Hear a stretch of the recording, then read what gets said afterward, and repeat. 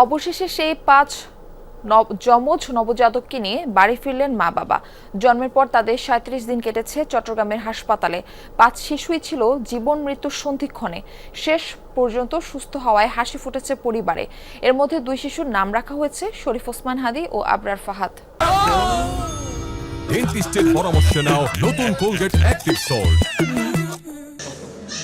নির্ধারিত সময়ের 1.5 মাস আগে জটিল অস্ত্রোপচারের মাধ্যমে একসঙ্গে জন্ম নেয়া এই 5 নবজাতক ছিল অনেকটাই জীবন মৃত্যুর সন্ধিক্ষণে। তবে নগরীর বেসরকারি পার্কভিউ হাসপাতালের নিবিড় পর্যবেক্ষণ ও পরিচর্যায় 37 দিন থাকার পর সম্পূর্ণ সুস্থ হয়ে ফিরছে বাড়িতে। একসঙ্গে 5 শিশু জন্মদান যেমন ব্যতিক্রম, তেমনি প্রত্যেককে সুস্থ অবস্থায় মা বাবার হাতে তুলে দেয়া চিকিৎসকদের কাছেও ছিল বড় চ্যালেঞ্জ।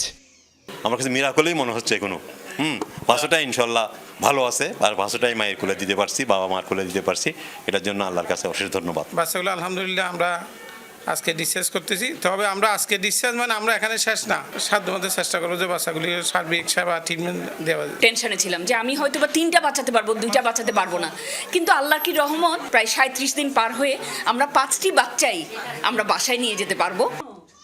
উৎকণ্ঠা শেষে 5 নবজাতককে নিয়ে বাড়ি ফিরতে পেরে উচ্ছ্বসিত সুমন এনি দম্পতি।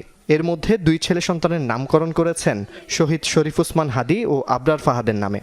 ভারতের আধিপত্যের বিরুদ্ধে কথা বলছে, এই কারণে ওনাকে শহীদ করা হয়েছে। যদি বাঁচিয়ে রাখে আল্লাহ যদি হায়াত দেয়, তাহলে আমি ওসমান হাদির মতে গড়ে তুলতে চাই। এবং ছোট ছেলের নাম রাখছি আবরার ফাহাদ। সবাই ভালো আছে এখন।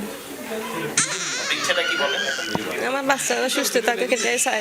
অনেক খুশি, আল্লাহর কাছে দোয়া করে দিয়ে আর না তুমি জানা আল্লাহ আর বুকুর থাকে পান, মা বুকুর জানা থাকে পান। দীর্ঘ 1 দশক সন্তানহীন থাকার পর চিকিৎসকের তত্ত্বাবধানে কৃত্রিম গর্ভধারণের মাধ্যমে 5 নবজাতকের জন্ম দেন মা এনি। জুবাইদ ইবনে শাহাদাত, যমুনা নিউজ, চট্টগ্রাম।